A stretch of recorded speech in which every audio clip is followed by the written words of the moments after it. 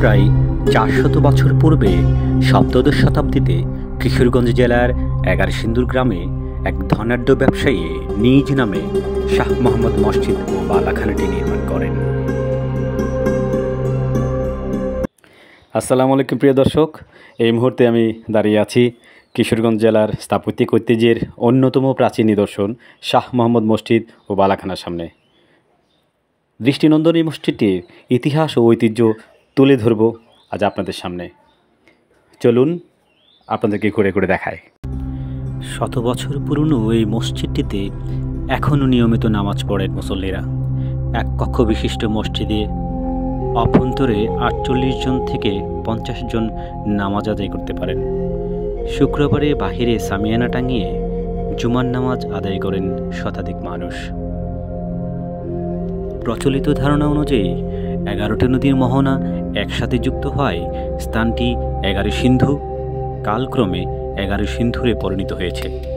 গম্বুজটি যে স্থান থেকে শুরু হয়েছে সেখানে সারিবদ্ধভাবে সন্নিবেশ করা হয়েছে পদ্মপাপড়ির মার্লন নকশা।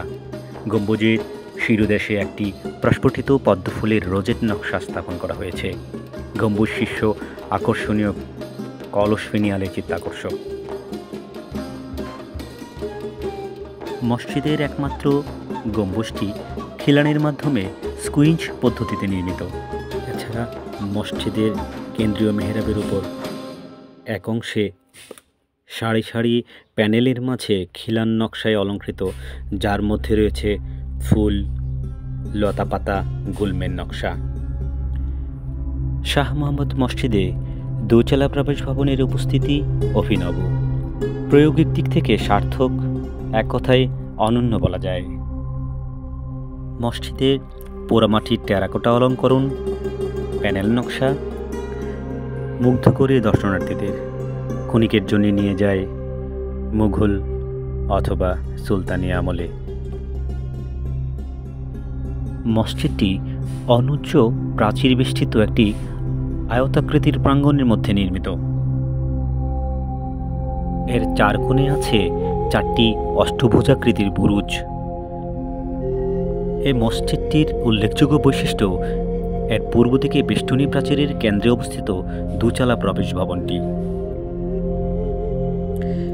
তবে শাহ মোহাম্মদ মসজিদের নির্মাণ তারিখ সুনির্দিষ্টভাবে চিহ্নিত করা মুশকিল। তবে ধারণা করা হয় পার্শ্ববর্তী সাদি মসজিদের নির্মাণকাল ১৬৫২ খ্রিস্টাব্দ। এর পরবর্তী সময় এটি স্থানীয় বিদ্যমান বণিক শাহ মোহাম্মদ এটি নির্মাণ করেন। এই মসজিদের পাশেই চিরনিদ্রায় শায়িত আছেন শাহ মোহাম্মদ। এই মসজিদ নির্মাণে মুঘল ও সুলতানি স্থাপত্যশৈলীর নিদর্শন পাওয়া যায়। আজ এই পর্যন্তই। এমন তথ্যবহুল আরও ভিডিও পেতে চ্যানেলটি সাবস্ক্রাইব করে পাশে থাকুন। ধন্যবাদ।